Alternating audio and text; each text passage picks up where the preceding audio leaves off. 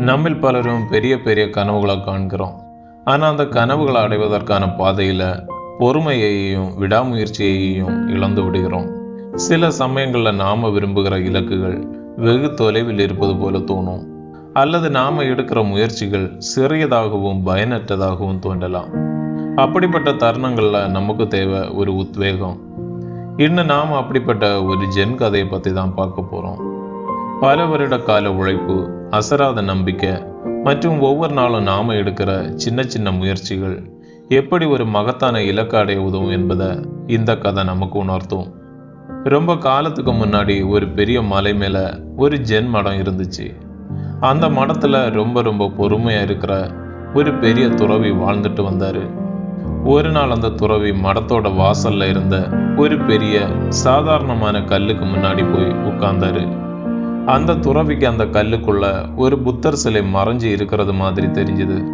ஆனா அவர் அவசரப்படலை.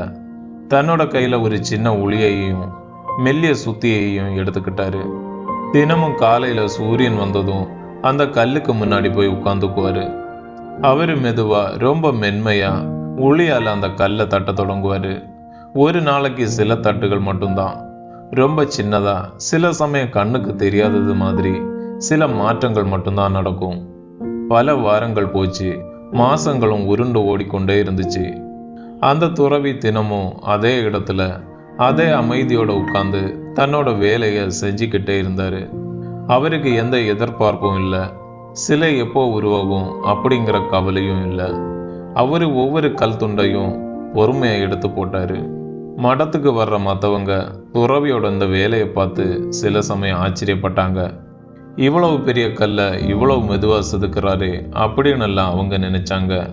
ஆனால் அந்த துறவி ஒருபோதும் சோர்ந்து போகலை. அவரோட நம்பிக்கையும் ஒருபோதும் குறையலை. அவருக்கு தெரியும், பெரிய பெரிய விஷயங்கள் எல்லாம் திடீர்னு நடக்காது. அதெல்லாம் சின்ன சின்னதா தொடர்ந்து செஞ்ச முயற்சிகளால தான் நடக்கும்.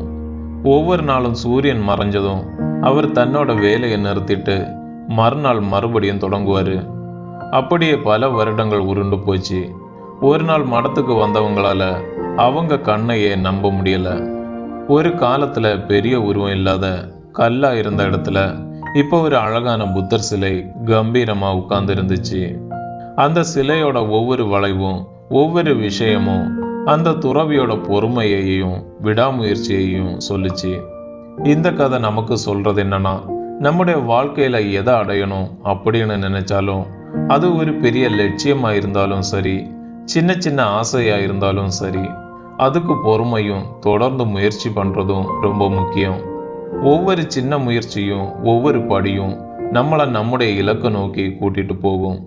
பெரிய வெற்றிங்கிறது ஒரே நாள்ல நடக்கிறதில்ல. அதெல்லாம் நிறைய சின்ன சின்னதா தொடர்ந்து செஞ்ச முயற்சிகளோட கூட்டுதான். பொறுமையா இருங்க, முயற்சி பண்ணி கொண்டு இருங்க.